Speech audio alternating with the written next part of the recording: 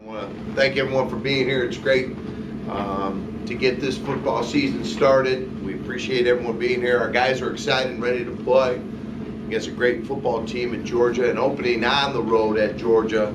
We know will be a tremendous opportunity for our coaches and our players, and to compete against one of the elite football teams in the country. You know, we know we're going into a very hostile environment, 6th ranked team in the country, highest ranked team we've ever faced here, but very excited about it. We know why we play these games, for national exposure and opportunity for 5 players on our roster to head back to their home state. And very excited about this young man sitting to my left, Najja Johnson, who's our starting cornerback.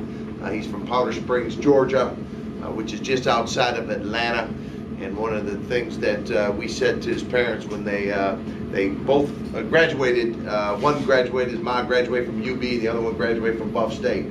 So that's the reason why Najja's here.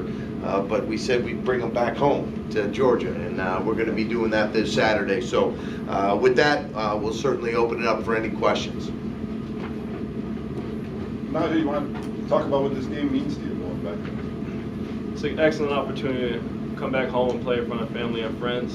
You know, this is definitely on my bucket list to play in Sanford Stadium, and it's an excellent environment, and looking forward to it. But at the end of the day, UGA is still our opponent, and I have full intentions of going down there and winning. What did you learn from playing a team like Tennessee last year that maybe you can bring into this game? Tennessee had excellent receivers, and it helped me definitely when we got to conference play. Build confidence and restructure tools around my game, and just help me play a little bit more confident, knowing I can play against Tennessee and then other schools in the Mid-American Conference. How are your emotions be different, perhaps, from any other game? Because now you're going home and you're going to play in a place that maybe at one point you thought of wanting to play there. To be quite honest, I treat every game the same, just approach it one play at a time. I'm not going to overthink it. I'm just going to play the same way I've always played, and let my play do the talking. How many tickets you got? Honestly, not enough, but doing the best I can with that, trying to get as many family and friends as I can get to come watch. You say you fully expect to win. How do you get a team to really believe that when you know the disparity in talent? Well, you know, they're the big time and you're not quite there. Well, I'm focused on the player, not the helmet. You know, I understand Georgia's a great football team, but I believe we have great talent here, and there's no reason why we can't win the football game. I believe any given Saturday is an opportunity for any team to win. There's no reason as to why we can't go down there and win, in my opinion. Where do you feel you guys are, Jeff, you can touch on this too, as a secondary? Because it seemed to me the practices I saw, I thought you guys had a really good, solid camp. We're much more confident. We play a lot faster. Courtney and I have bonded an extreme immense amount. We're a lot faster. Whitney Sherry, as I stated before, is one of the better safeties in the MAC, in my opinion. I know he hasn't stepped on the field yet, but we will prove so this year. But we're a lot more confident. We play faster, and we're making plays we weren't making last year at this time.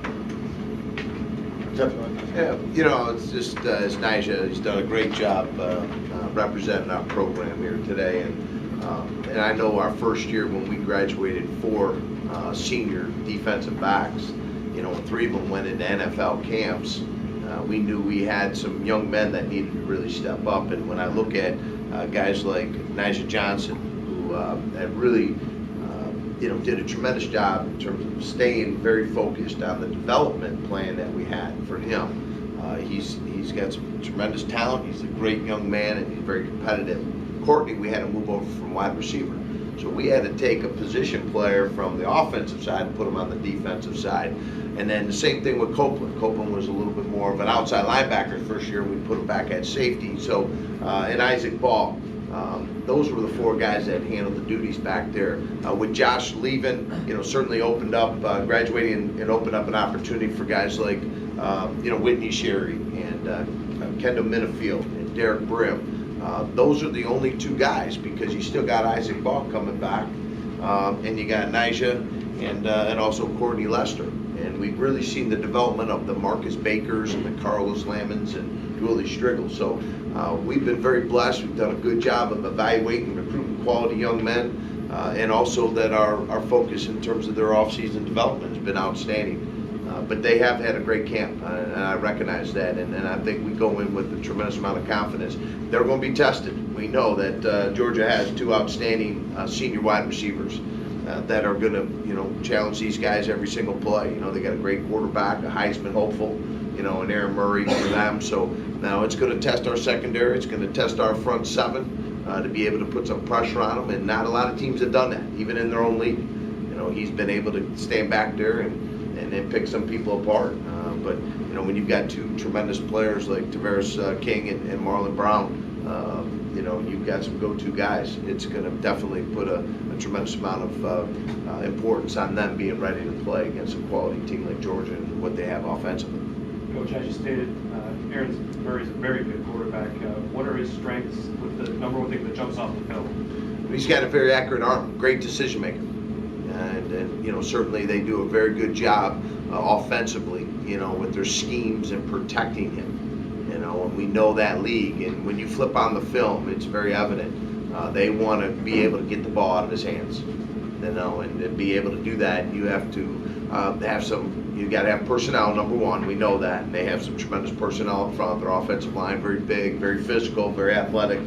They do a great job. Their backs will block, whether they have one back in the backfield or two backs in the backfield, which they can get the ball. And then they have the ability to go one-on-one matchups, and if you give them those opportunities, both King and Brown can certainly make plays downfield. We're talking not, 10, 15-yard plays downfield. We're saying, 40 and 50-yard plays. And that's going to be a challenge for our kids. To be able to put some pressure on him. But he is just a great decision maker, very accurate thrower. He's got great leadership. He's very familiar with what they want and the expectations they have for that position out of him. And certainly it's being recognized. He's one of the top guys that they're talking about as potential Heisman. So this is, it's going to be a tremendous challenge. And there's going to be some difficult moments in the game that our kids are going to have to respond. How do you plan to replace Khalil Mack in this game? What's the plan and how do you replace him? Well, you do it with guys like Willie Mosley, and Kendall Roberson. These are the young men that know that their role is looked at very carefully, as I do every single player at every single position. And we talk about it all the time. You've heard me many times talk about the next bowl-in mentality that we have here. And it's to afford young men to understand their role and the importance to this team, not just one individual, but all of them. There's 105 young men out there, and certainly, we're excited about Willie's progress and also Kendall's progress. And they're going to have to step up, and they're going to be afforded an opportunity to go compete against one of the best teams in the country. Hey Jeff, why is Alex Zordich? Can you talk about what stands out about him, and what do you see in him that you like so much? Another, kind of like I said about Aaron Murray, he's a great decision maker, and he's continued growing and developing, to be a great decision maker. He affords us, as in my opinion, that can run all facets of our offense. Whether it's in the run game, and in the throw game, in the screen game, those are the things, and does a great job in his leadership qualities with the entire team, not just the offensive team.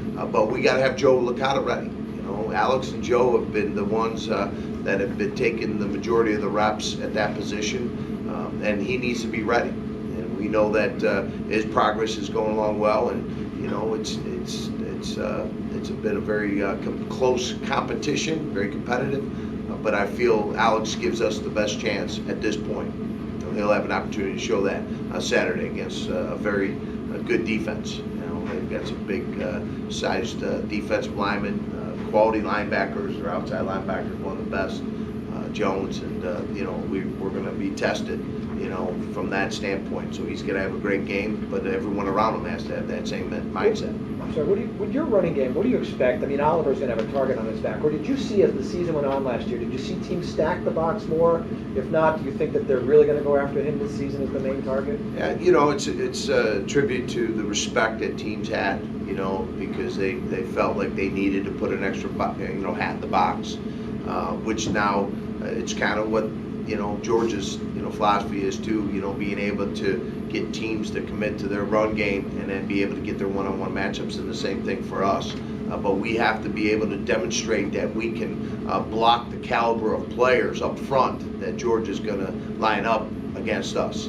And that's a big key for my offensive line and our offensive line, is to be able to handle a nose guard that's 358 pounds with the biggest guys. I mean, this is the most talented group of players that we'll face, and probably one of the best, coach teams. And I think it's a great challenge for our kids. But we need to run the ball, and that's our identity. And we're going to continue to grow and develop as an offense, be able to do that, and it's going to benefit our defense, and maybe be able to give us some downfield plays that I think is going to be critical for guys like Nuts and Fred Lee and Cordero Dixon. And I think those are all things that go hand in hand in terms of what we want to establish with our football team. You got a 2-3-4, or you guys play against a 3-4 every day. Practice Georgia runs a 3-4. They've certainly got the big guys in the middle. I think they've got a 350-pound guy who subs in for the 360-pound guy. No relief. Yeah. No relief. Trevor Big Sells guy. getting his first start. That's a welcome to D1 moment there. Well, and that's why he came here. I mean, that's what these young men want to come and play for UB, is have an opportunity to play against the great teams like Georgia, and last year Tennessee and Baylor, and next year Ohio State.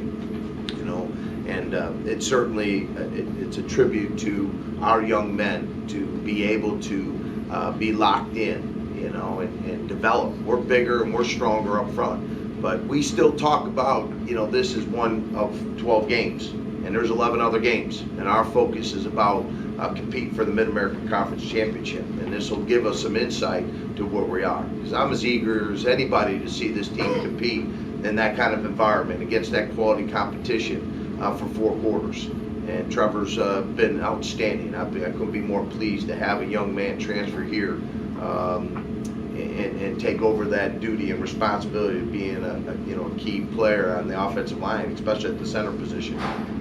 Did you know as soon as he came in that he would play center? You got 2 guys that play center playing guard now. What was the thought process for that? Recruit a lot of centers, because you never can have enough centers. You can never have enough good athletic tackles on the offensive line.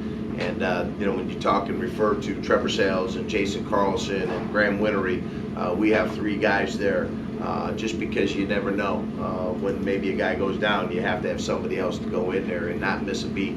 And but I said last year when I used to go down, because of per NCAA transfer rules, Trevor could not play last year in competition, so he was down on our demo squad last year. And I used to go back to Coach Shorter. I said, I guarantee he's probably one of our best 5 offensive linemen, and you're going to have an opportunity to see him this spring, and he's proven that. Just a hard-nosed, tough, strong, physical guy that you just love. Being and he's smart and he's athletic, and he does a great job for us in terms of getting the ball delivered, whether it's in direct or in shotgun. We've been very good about our quarterback center exchanges with him in there, and he just adds a lot of stability to that group and leadership. Najja, how does that defense make up physically and emotionally for having to play a game like this without Khalil Mack? Our philosophy is next bull in. Understanding Khalil Mack not playing, it's certainly a detriment to a team, but we're going to play football, and Willie Mosley, I have great faith in him. We're going to step up, and we're just going to play football on Saturday. Jeff, you said we know why we play these games. You mentioned exposure is $1 million payoff, so you're not exactly equals here. But how do you get your kids to, how do you keep it in perspective for them? They want to win. They're saying they should win, but how do you set them up to not be devastated and things might not go so well? I want them to be excited. I don't want them to feel that pressure. I want them to be just, the great competitors that they are, and understand that our goals are about executing.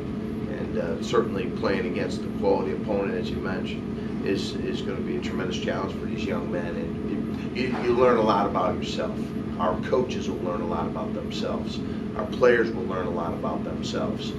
That environment is what you grew up, hoping and praying one day you get a chance to play against a great team like Georgia, and teams like us and a lot of the MAC schools afford their players that chance. But you're right, it's one of the 4 non-league games that have to be put in perspective, and we've talked about it. We spent time on our other opponents. We didn't just spend all off season on one team, Georgia. We spent time on Morgan State. We spent time on Kent State and all of our MAC opponents because that's how we're going to really be measured, engaged, is against the quality of teams in the Mid-American Conference. And so this opportunity affords us to see us against one of the top 10 teams in the country that you may not get in the league. That you will by playing this kind of caliber team. But no pressure, be excited, be focused, compete, and you'll realize that you're not that far off when it comes to one play at a time, as Najja mentioned. There's a level of respectability down there. There's going to be a certain outcome that I would say gains respect, even if you don't win. What in your minds, I'm not telling you to expect hell here, but how do you define respectability in a game like this, where it just seems so like such an overwhelming task?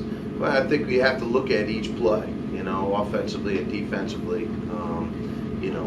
We're going to measure our run defense. How well did we hold up against their run? How defensively, how did we hold up against some of the deep throws that they're going to throw? I mean, they do it every game, so they have a tendency, just like all great teams do. And we're going to have to measure up. Najja and Courtney are going to have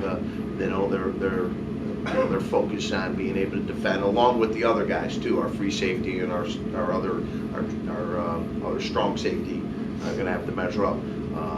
Being able to win the ball when it's in the air, and then be able to rally on some key third downs. We got to get them, obviously defensively, our mentality is to keep them behind schedule, get them in some third and longs, and be able to get off the field. And then offensively, we talked about our run game. I want to see how our kids respond against a very solid front seven, in terms of running the ball. Our offensive line, Bo, Zordich managing the offense, all those little things. And then special teams. Certainly we want to see how well we do with some young kids and some first-time starters in a couple key areas in our special teams this season. So, I'm not going to allow the scoreboard to decide. The scoreboard's a display of what happens on the field. I want to see what we do, each player and each play and each unit when they're out there, to determine what we would all consider a successful day, so we know that we're making progress in our program, and we know that it's going to give us some momentum going into game 2 and game 3, which is the big first MAC game against Kent State here. Coach, 91% of your carries went to, for tailbacks, or halfbacks went to Bo last year. Obviously, you got a guy like him, you're going to give him the ball. Do you think that number, 9 out of 10, is that still something that you see Bo getting that much work? That's smart coaching. Give it to the guy 32 is he's exciting to watch, and what I'm excited for Bo. Certainly he's trained and worked extremely hard, which we all know, but I'm also excited about seeing James. Potts. He's going to have an opportunity to play, which will be our first chance and glimpse at and seeing where his development progress, not only as a tailback, but also as a returner. As a kick returner. So, and then you got Brandon Meary, who's going to be right in the thick of things for us, and along with him being a kick returner.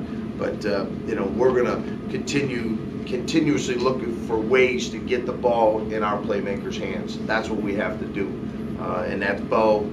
That's Potts. That's Zordich. That's Nuts. That's Fred Lee. That's Cordero. That's our tight ends, and Alex Dennison and Jimmy Gordon, and this young man who's a redshirt freshman, and Matt Weiser. So I'm excited. You're going to see a true freshman in Devin Campbell. Those are the guys that we need to, get the ball in their hands, and we got to find ways to do that. It won't be easy. Schemes are schemes, but personnel is certainly going to dictate the outcome and the execution of that personnel running the systems that both teams have. How many running backs are you bringing this week? 3 or travel? Well, including our fullbacks, I think we're right at 6 at that position, for tailbacks. But those are the kind of guys that, are helping us in special teams too. It's not just being the tailback.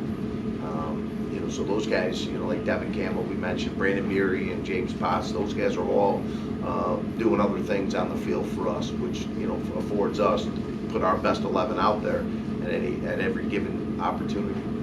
Hey Jeff, what do you think will be different defensively with Lou Tepper running things now? Yeah, that's a great question. I was very pleased of the work that Bill Inge did, and who's coaching now for the Bills. And but I went out and looked for a veteran coach and somebody who's got a tremendous amount of experience and been in a lot of games. As we find it, when we evaluate players, we talk about it all the time. Who are your best players? Those guys that have had a tremendous amount of game experience. Same thing with coaching. I wanted somebody. I also like the fact that he's been a head football coach. He's coached at the highest level. And so he's sat in my chair before. He's been in that role. He's put that hat on. But also I like his teaching progression of the defense and the emphasis that we've placed on pursuing the football and fronting up the ball carriers, not missing one opportunity to develop the fundamentals of tackling and stripping the ball. I brought this up in the last year we did not do as good of a job taking the ball away. We cut our turnovers in half. We need to do the little things and stay on top of the little things to be a great defense. And I think Lou, out of all the guys that I spoke with, and I didn't just speak with just coordinator candidates, I spoke to a lot of coaches out there, about available, replacements for that position. And every time I brought up Lou's name, there was nothing but, great support for him. And very fortunate to have him along with our entire defensive staff, and it's such a cohesive group. I really like what Maurice Lindquist, our secondary coach, who came in when Coach Jones left to go to Notre Dame. He's done an outstanding job at our secondary.